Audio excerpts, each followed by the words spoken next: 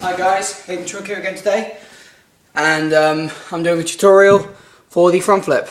That was the flip I'm going to be doing a tutorial for, and the way this is going to work is I'm going to split it into 3 categories. The first one is the takeoff, next is the tuck, then it's the landing. So hopefully I'll be able to do this flip a couple more times than that one, mainly at the end. So I'm going to start off with the takeoff. As you may have seen in my Kong/monkey tutorial, I have a habit of bringing one leg back and throwing my arms forward. So I'll run along, my best foot will come behind, and then I'll put my foot on box, which I'm using today. Sometimes it'll be a wall, sometimes it'll just be normal ground. But using the box today give me a bit of a boost. So I'm going to use the box. My arms are going to come behind me, like it would do when you're going over the line for a running race.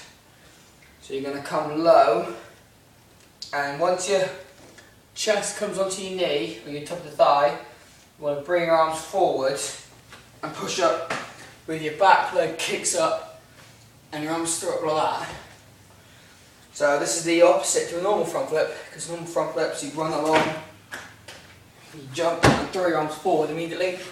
On this, your legs going on, you're throwing your arms up, and then you're going to get quite high using your leg and your arms. And then when you reach the peak of the height, you're going to quickly snap down using your arms and also your legs. So you're going to, as you're out of this, you're going to bring your legs down, down and up, and your legs are going to, so you're going to go round like that. So that'll give you a bit more rotation. Is it that way or is it the other way? So out like that. And you want to snap in, and the arms really bring them down, because that's going to get you the extra distance or the extra speedy rotation, because it's quite a slow flip, because you run along, go up, and then you tuck. Whereas most flips you go jump, immediately tuck, and land. This one you take off, hold it for a split second, tuck, land.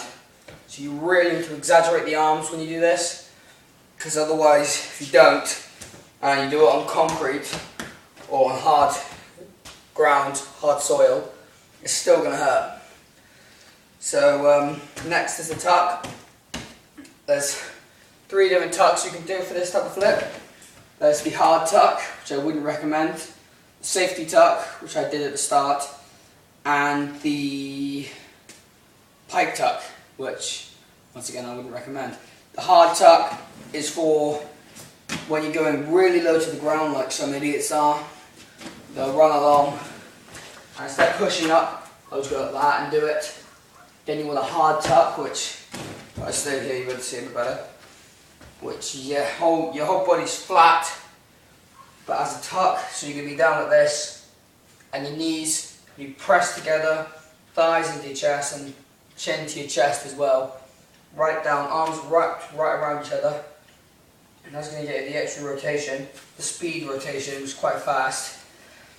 But the only problem is with this, because I'm not sure you can see from there, when you're like this, and your head's down like that, my nose is between my knees and my eyes are directly on my knees. So if you over-rotate and you end up landing, putting your hands forward, your neck is going to whip forward and you're going to smash your face into your knees, which I wouldn't recommend, because I've done it before and it really hurts. So get it, and this kind of leads on to the next tuck, which is the safety tuck, because instead of being like this, you keep your heels, your legs want to be, your feet want to be facing out like that, and then your knees are spread. So if you over rotate, then you go down like that, and all you're going to do is you may get a tiny bit of whiplash in the back of your neck, but you're just going to go boom, and you're not going to hit your face on your knees. Then the pike tuck is, if you're going to do the pike tuck, I would recommend you be able to stand up straight, keep your knees locked out, and be able to bend down and get your fingers underneath your heels. So that's basically going down and being able to touch the ground without bending your knees, which unfortunately I can't. So I can only get to about there, which is really bad. So if you want to be able to do that, I'm going to do it with bent knees, just to show you how your hands and that go. So you run along, and you do exactly the same takeoff. You go out like that, but only instead of tucking, kind of fold in half. A bit gay then. Fold in half. But so you fold in half like that, and your hands are going to keep your legs together, and your fingers want to just come under the heel of your foot, so that gives you a bit of grip. And then you want to let go halfway through the rotation, because your leg's going to snap out and land. I'm not going to show you a demonstration of that because I don't like it. It hurts when you do it. But that particular tuck is a very slow type of tuck. So you do it when you're running off a low building and you want to do a flip off onto grass, sand, whatever it is. Then you do that. You do a pike tuck. Because if you do a tuck, if you do a round tuck or a hard or a safety tuck, you'll still go around too fast to land on your feet. So you either do a belly flop or you'll go right over onto your face, which I wouldn't recommend. Next is the landing. The landing is pretty straightforward. Land, hey, land. I, for a habit, depending on how well I'm doing my flip, will either land down like this, my hands in front of me, or I'll land back here and my arse may bounce on the ground a couple of times. But the way you should be landing this, you should be kind of landing like this, and then once you've done the flip, you want to land up here and go straight into a roll. So that keeps the momentum going. Because if you're ever jumping off something high and you don't roll, you kind of roll anyway, don't you? You kind of just land up, don't you? You know what I mean.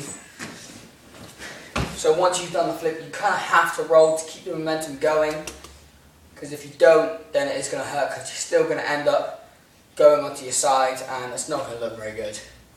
So you do the flip and you roll out of it. So it gives it a bit of a cooler look and it kind of brings on the flow of free running, parkour, whatever you like to call it, and keeps the motion going. Because if you think doing a flip and not rolling is like driving a motorbike between two ramps, if you've got two ramps like that and you're driving a motorbike to go over first and onto the second, it's like driving along and stopping before the ramp and then going again. You won't be able to clear the gap. So exactly with this. If you don't roll, then it's going to stop, then you're going to stop and it's not going to look very good. But if you roll, it keeps the motion going to get you over the two ramps. And then it should just get up and do your next trick. Maybe a vault, maybe a jump, maybe another flip. You never know. Maybe it's a handspring. Maybe you just stop there and say, hey, look at that. But anyway, whatever you do, I would still recommend rolling after it, because even if it's just on flat ground, it can still go badly wrong, because the momentum of the tuck is going to bring your head forward after you, well after your feet have hit the ground. So if your head keeps on going, if you land, say you run along, you land the flip out here, with your back there, your head's immediately going to go forward and you're just going to go on like that. And it's going to look like you failed. So if you land like this, then it kind of looks a bit better. They'll still think, oh, you failed because you rolled. Then you get them to do a flip and see which is better, landing with a roll or landing with your face on the ground. I would definitely recommend doing that. But that's me. I mean, some people can do it just landing up straight and just running off again. But I like to roll after my flips because it's a bit more safety, a bit safer. I've only been doing free running for about a year or so now, so hence why I'm still on the mat. I have taken it to sand, grass and gravel, but I took it to concrete and I landed on my back and really hurt myself. So I'm back at the square one on the mat, getting my confidence back a bit more, and I'm going to be continuing. Thanks for watching, my friends. Watch out for my next 2 videos I'm going to be doing. I'm going to be doing the Webster tutorial and the back punch tutorial, or the Japanese Jap front where you punch back. Oh right, that's a good thing. I never actually said the name of this flip. This is called a Superman flip, if I remember correctly, because you notice you go arms out in front of you. It's quite hard to do it like a Superman like that, because you won't get the right tuck, and when that arm goes down, you'll kind of do a half a side flip, and it won't work very well. So I'm gonna do the flip again, just so you get another look at it, and then I'll end the video. So I'm gonna go over here to a good run up distance, hopefully land the flip. So here we go.